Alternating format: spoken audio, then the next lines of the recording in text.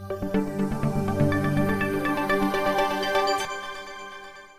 اللہ الرحمن الرحیم، السلام علیکم۔ آپ دیکھ رہے ہیں مذاکرہ ٹی وی اور میں ہوں آپ کا ہوسٹ حافظ عبد الماجد۔ آج کی اس ویڈیو میں بات کرتے ہیں پاکستان تحریک انصاف کی طرف سے وفاقی دارالحکومت اسلام آباد میں شروع کیے گئے ترقیاتی منصوبوں سے متعلق۔ آج ڈیجیٹل میڈیا نیٹ ورک کے دوستوں نے وزیراعظم کے معاون خصوصی نواز اعوان سے ان کے دفتر میں ملاقات کی، اور اس ملاقات میں ان سے تفصیلی تبادلہ خیال کیا گیا اور ان سے پوچھا گیا کہ پاکستان تحریک انصاف سے متعلق جو باتیں اب چل رہی ہیں کہ انہوں نے 2.5 سال میں کوئی کام نہیں کیے، تو آیا آپ ہمیں بتانا پسند کریں گے کہ آپ نے 2.5 سالوں میں کیا کام کیے، اور خاص طور پہ وفاقی دارالحکومت اسلام آباد میں نواز اعوان صاحب، چونکہ وزیراعظم نے ان کو اپنا معاون خصوصی مقرر کیا ہے اور CDA کے معاملات وہی دیکھتے ہیں، انہوں نے ہمیں تفصیل سے جو ہے وہ بتایا۔ آئیے ناظرین ان کی یہ گفتگو آپ کو بھی سنواتے ہیں۔ الحمدللہ آپ کے سامنے ہی ہے ہماری PTI کی سٹرگل، کیونکہ سب سے زیادہ تو اسلام آباد میں ہی ہماری ایکٹیویٹیز ہوتی تھی۔ چاہے وہ زرداری میں یاد ہے جب صدر صاحب بنایا 2008 میں آئی تھنک سو، تو اس وقت پہلا پروٹیسٹ جو PTI نے کیا تھا وہ اسی ڈی چوکی پہ آئے تھے ہم جیو کے سامنے سے ہوتے۔ اس کے بعد پھر آپ کو یاد ہوگا رمضان میں ہمارے دھرنے، پھر پاکستان میں وہ پھیلے، پھر ہمارے لانگ مارچ، اس کے بعد ہمارا لاک ڈاؤن، یہ سارے آپ کے سامنے نہیں۔ پھر الحمدللہ اب 2.5 سال سے ہم حکومت میں، آپ کو پتہ ہے میں ضمنی انتخابات جیت کے آیا تھا۔ ہمارے منشور کی کچھ چیزیں تھیں جو اسلام آباد کا اس کا جو گیون رائٹ تھا وہ نہیں دیا جا رہا۔ ہمارا ہمیشہ سے یہ سمجھتے تھے کہ اسلام آباد سے تو سب مانگتے ہیں، پر اسلام آباد کو دینے کو کوئی تیار نہیں۔ ایسے سب سے بڑی مثال یہ تھی، 2 مثالیں جو اس کو میری بات کو لاجیکل اینڈنگ دیتی ہیں یا اس کو بیس دیتی ہیں، وہ یہ تھی کہ پورے اسلام آباد کے لوگوں کا فیڈرل کی نوکریوں میں کوٹا ہے، اسلام آباد کے لوگوں کا کوئی کوٹا نہیں تھا۔ مطلب اگر if you have a domicile of اسلام آباد تو آپ ایلیجیبل ہی نہیں ہے فیڈرل کی نوکری میں، آپ کو پنجاب کے ساتھ ڈال دیں گے۔ 12 کروڑ عوام ہے پنجاب کی، ہم 22 لاکھ لوگ ہیں، ہمیں ان کے ساتھ ڈال دیں گے۔ اس کے لیے بہت بڑی سٹرگل کی ہم نے، میں نے اسمبلی میں آواز اٹھائی، پھر ہم اس کی اسٹینڈنگ کمیٹی میں لے کے گئے، پھر میں نے سب کمیٹی اس کو میں نے خود چیئر کیا، اور اس میں ہمارا سب نے ساتھ دیا، اور یونانیمسلی ہم نے اپنا اسلام آباد کا 50% کوٹا کرایا۔ آج الحمدللہ اسلام آباد کی شناخت ہے فیڈرل کی نوکریوں میں، اسلام آباد کے ڈومیسائل کی پہچان ہے، یہ ہمارا منشور کا سب سے بڑا حصہ تھا۔ اس کے بعد بہت بڑا ایشو متاثرین کا تھا اسلام آباد، کیونکہ اسلام آباد ذرا ڈفرینٹلی ہے، یہ اس طرح کا شہر نہیں ہے کہ بنا پھیلتا گیا، یہ بنایا گیا ہے، اور جو بنایا گیا جن لوگوں کی آباء و اجداد کی زمینوں پہ بنایا گیا، آج بھی لوگوں کی کمپنسیشن پیڈ نہیں ہے۔ آپ کسی کے آباء و اجداد کی زمین لے رہے ہیں اور اس زمین کو آپ اس کا رائٹ، اس کے اوپر سیکٹر بن گئے ہیں، ایکوائر ہو گئی ہے، ان کا آج تک رائٹ نہیں دیا جا رہا۔ اس کے اوپر میں اسد بھائی اور خرم عدالت کے ہم نے پارلیمنٹ میں آواز اٹھائی، اور الحمدللہ اب کمیشن بنا ہوا ہے، اور جو متاثرین کا جو ڈیو رائٹ ہے وہ ان کو دیا جا رہا ہے، اور آج عدالت بھی اس کے پیچھے کھڑی ہے، آج اسمبلی بھی اس کے پیچھے کھڑی ہے کہ جو فنڈامنٹل رائٹس جو تھے وہ ان کے لوگوں کے جو بنتے تھے وہ ان کو نہیں دیے جا رہے تھے، آج تحریک انصاف کی وجہ سے ان کی وہ بات سنی جا رہی۔ اسلام آباد میں اس سے بہت بڑا مسئلہ یہ تھا کہ اسلام آباد میں پانی، ہر کوئی بات تو کرتا ہے ڈیولپمنٹ کی، پر جو بیسک ایشو جو اسلام آباد کو سب سے زیادہ آگے فیوچر میں پیش آنے والا ہے، اور جس کے سائنس آپ کے سامنے نظر آنے لگے ہیں کہ گرمیوں میں آئی سیریز میں پانی نہیں ہوتا، جی سیریز میں بہت برا حشر ہوتا ہے پانی کا، اور جو باقی ہماری یونین کونسل جو ہے دیہاتی، جو اراؤنڈ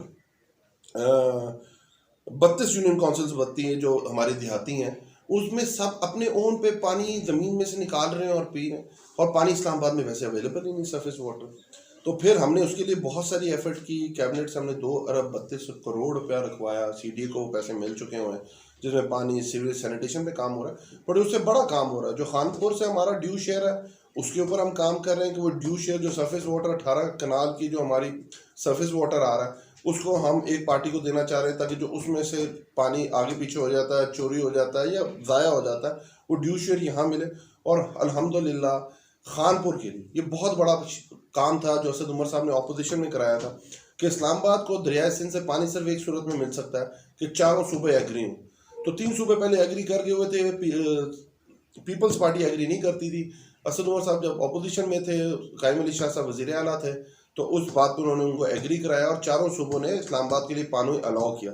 الحمدللہ ہماری حکومت آئی اور ہم نے اس کے اندر پھر پی ایس ٹی پی میں اس دفعہ اس کے اوپر لینڈ ایکوزیشن اور اس کو پہلے پی ایس ٹی پی میں ڈلوایا، پہلے اس کے سی ڈی ڈبلیو پی سے پاس کرایا، ایکنک سے پاس کرایا. اب الحمدللہ وہ ہمارے پی ایس ٹی پی کا حصہ ہے. اس کا کنسلٹنٹ ہائر ہو چکا ہوا ہے. 8 سے 12 مہینے 2 طرح کی اس میں فیزیبلٹیز ہیں. ایک جو وہاں سے جو غازی بروتا سے جو پانی آنا ہے اسلام آباد، اور دونا اس کے بعد جو اسلام آباد کے اندر اس کی چینلائزنگ ہو رہی ہے. 2 مہینے اس کے گزر گئے انشاءاللہ تعالیٰ، اور 8 ایک فیزیبلٹی 8 انسیپشن رپورٹ ان کی آ گئی ہوئی ہے.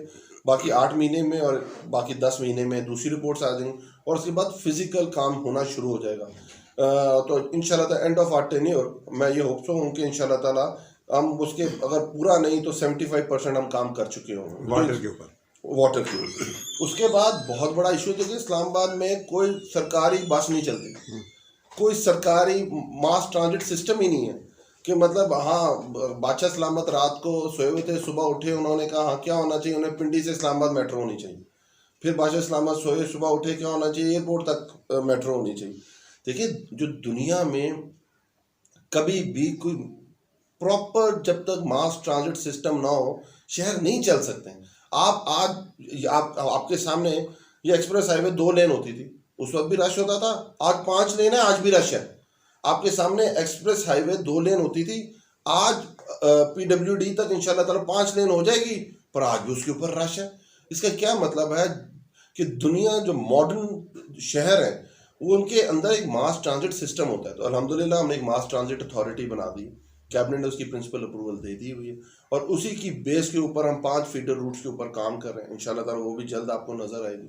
اسلام آباد میں سلاٹر ہاؤس نہیں تھا، الحمدللہ اس کا کنسلٹنٹ ہائر ہونے جا رہا ہے، اور اسی سال میں انشاءاللہ تعالیٰ آپ اس کو بنتا بھی دیکھیں گے انشاءاللہ تعالیٰ جو ہمارا سلاٹر ہاؤس ہے. اس کے بعد ہم لوگ ایک واسا بنانے جا رہے ہیں اسلام آباد میں، تاکہ پانی کا جو سیوریج، ڈرینیج اور جو پانی سپلائی کا پانی ہے اس کو مینیج کر سکے، جو پورے پاکستان میں ہر چیز ایک ہی ادارے کے پاس نہ ہو، ڈسٹریبیوٹیڈ کام. باقی اس کے علاوہ جو ہماری رورل یوسز تھیں، ہمیشہ اسلام آباد 2 طرح کنسیڈر ہوتا تھا. کہتے تھے جو لوگ آتے تھے وہ کہتے تھے اسلام آباد بہت خوبصورت ہے، اور اسی بیس پہ اسلام آباد 10 خوبصورت ترین دارالخلافوں میں رینک بھی ہوتا تھا.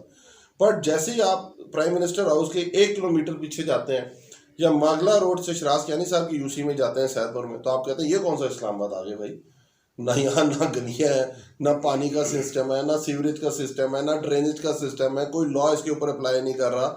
یہ کون سے اسلام آباد میں آ گئے؟ قبرستان ان لوگوں کے پاس نہیں ہے، بی ایچ یو ان کے پاس نہیں ہے، ہاسپٹل فیسلٹیز ان کے پاس نہیں. یہ بھی تو اسلام آباد ہے، اور اسلام آباد کی 32 یونین کونسل پہ محیط ہے. 22 یونین کونسل ایسی ہیں جس کے اندر سی ڈی اے کام کرتا ہے اور ساری چیزیں آرگنائز ہیں. اس کے علاوہ تو کچھ بھی نہیں تھا. تو یہ پہلی دفعہ ہے کہ 2 ارب روپے کے فنڈ 1 سال میں ہماری رورل یوسیز میں لگے. اس میں سی ڈی اے کے 2 ارب وہ ہیں جو ہماری لوکل گورنمنٹ کے تھرو ہے. سی ڈی اے نے اس کے علاوہ کام کیا، وہ اس کے بعد میں بعد میں آتا ہوں کہ جو ہمارا سی ڈی اے سے ڈیولپمنٹ ہوا ہے، جو لوکل گورنمنٹ سے ہے، کہ آج آپ جا کے دیکھیں کہ ہم نے وہاں پانی کی اسکیمز آن کرائی ہیں. آپ وہاں جا کے دیکھیں وہاں ہم نے ڈرینیج کی اسکیمز آن کرائی ہیں. وہاں جا کے آپ دیکھیں وہاں گلیاں بننے لگ گئی ہیں، جو مین روڈز تھیں وہ بننے لگ گئی ہیں. اور الحمدللہ پہلے یہ ہوتا تھا کہ جو رورل اسلام آباد میں لوگ رہتے تھے ان کے پاس جو گریو یارڈ ہے جو شہر کے اندر ہے، ان کے پاس یہ رائٹ نہیں تھا وہاں اپنے پیاروں کو وہاں جا کے ان کی بریل یا دفنا سکیں انہیں، کیونکہ ان کے آئی ڈی کارڈ کے اوپر سیکٹورل ایریا کا ایڈریس نہیں ہوتا تھا. تو الحمدللہ پہلی دفعہ ہم نے سی ڈی اے کی طرف سے 10 ایکڑ زمین بارکوں میں لے کے قبرستان کے لیے مختص کی، اور الحمدللہ لوکل گورنمنٹ کا اس کے اوپر شراز فائن کام شروع ہو چکا ہوا ہے. اور ود ان 2 to 3 months وہاں ایک H11 اور H13 کے لیول کا قبرستان بن جائے گا. یہ ان لوگوں کے لیے وہاں کوئی گراؤنڈز اویلیبل نہیں ہے، وہاں وہ بھی اسلام آباد کے اتنے ہی شہر ہیں. تو آج جا کے دیکھیں ہم نے بارکوں کے اندر ہی ایک جلانی کے اوپر ایک گراؤنڈ ہے، آپ جا کے دیکھیں آپ کو لگے گا کہ جیسے ہم ماگلا روڈ کے اوپر ایک گراؤنڈ ہے ویسے ہم نے ایک وہاں گراؤنڈ بنایا جی، پراپر اس کے اوپر ٹریک بھی بنا دیا. پھر ہماری یونین کونسل سوہان تھی، اس کے ساتھ پھر سی ڈی اے کی طرف سے بہت بڑا ایشو تھا کہ ایک ملال برج ہے، ایک برما برج ہے، یہ راجہ خرم صاحب کی کانسٹیٹوئنسی کے اندر ہے. پچھلے 15-20 سال سے اس کے اوپر سیاست ہو رہی تھی. پچھلے صاحب ادھر کیڈ منسٹر رہے جن کے نیچے لوکل گورنمنٹ بھی تھی، جن کے اوپر سی ڈی اے بھی تھی، جن کے پاس ہیلتھ بھی تھی، ایجوکیشن بھی تھی، وہ 2 برج نہیں بنا سکے. الحمدللہ برما برج बन के तैयार होके ओपन हो गया। मलाल ब्रिज का काम स्टार्ट है और मेरी यूनियन कॉन्स्टिट्यूंसी में कियानी ब्रिज अल्हम्दुलिल्लाह बनना स्टार्ट हो गया। मैंने 5 दिन पहले, आप लोग वहीं थे, 5 दिन पहले उसकी ओपनिंग की। उसके बाद कायदे-ए-आज़म यूनिवर्सिटी का एक्सेस, शादरा का एक्सेस ये हमने CDA से बनवाया और अल्हम्दुलिल्लाह अगले फेज़ में हम कई जगह जो उनकी मेन रूट्स है उस पर स्ट्रीट लाइट्स लगाने जा रहे हैं, ताकि हम जो देहात जो पीछे रह गया था हम उसको इक्विवेलेंट लाना चाह रहे हैं। उनके स्कूल्स को जो 12 को में बच्चियों का कॉलेज, डिग्री कॉलेज था, आज उसकी 18 करोड़ रुपए की हमने उसकी एक्सटेंशन की है। जहाँ पहले 900 बच्चियाँ पढ़ती थी, इंशाल्लाह साल बाद वहाँ 3000 बच्चियाँ पढ़ सकेंगी। ये बहुत बड़ी चीज़ें हैं जो देहात में पहले नहीं हो रही थी। उसके ऊपर 12 को फ्लाईओवर के ऊपर काम हो रहा है, 12 को बाईपास के ऊपर काम हो रहा है, रिंग रोड के ऊपर काम हो रहा है। जरा ये थोड़ा सा फ्लाईओवर के हवाले से जरा डिटेल से बताइए। 12 को फ्लाईओवर, उसके ऊपर हमने पिछले साल से काम करना शुरू किया था। हमने 50 करोड़ रुपया उसका PSDP के अंदर रखा था। फिर उसके बाद कंसल्टेंट हायर हुआ था, कंसल्टेंट ने अपनी रिपोर्ट दी। पहले वो 3.5 अरब रुपए का प्रोजेक्ट था, फिर वो 7.5 अरब रुपए तक चला गया। 3.5 किलोमीटर फ्लाईओवर है वो। तो उसके बाद गवर्नमेंट ने डिसाइड किया कि ये PPP मोड में हुआ। जब PPP मोड में डिसाइड हुआ है तो उसका कंसल्टेंट हायर होता है जो फाइनेंशियल फिजिबिलिटी निकालता है। अल्हम्दुलिल्लाह 15 नवंबर को उसकी फाइनेंशियल फिजिबिलिटी आ गई, पर उसका 1 महीना डिले इस चीज़ का हुआ कि आपको पता है NHA में कोविड की वजह से NHA बंद रहा। तो इंशाल्लाह ताला मैंने उसकी मीटिंग कर ली है। Next meeting federal minister Asad Umar sahab के पास है और हम इंशाल्लाह ताला उसकी बाकी सारी चीज़ें देख के उसको हम इंशाल्लाह ताला उसको गो अहेड देंगे। उसके बाद PWD है, आपको पता कितना पुराना मसला था, कितना ट्रैफिक जैम रहता था। कोरंग ब्रिज है, उसके जो हमने ट्रैफिक सॉल्यूशंस दिए हैं। रावल डैम पे हमने फ्लाईओवर बना रहे हैं। G7 G8 का अंडरपास बन गया हुआ है। जो हमारा दूसरी 7th एवेन्यू पे जो अंडरपास है इंशाल्लाह थोड़े दिनों में हम बनाने जा रहे हैं। IGB का टेंडर कॉल हो गया हुआ है, वो इसी साल इंशाल्लाह ताला शुरू हो जाएगा, 5 लेन्स हो जाएगी। ये वो चीज़ें जो हमने 2-2.5 साल के अंदर की हैं। फिर अगर हम चले तब्दीली नजर, मेरे इस चैनल को ज़रूर सब्सक्राइब भी कीजिएगा और अपनी दुआओं में याद रखिएगा। मुझे दीजिए इजाज़त, इंशाल्लाह नई वीडियो के साथ फिर हाजिर होऊंगा। अल्लाह।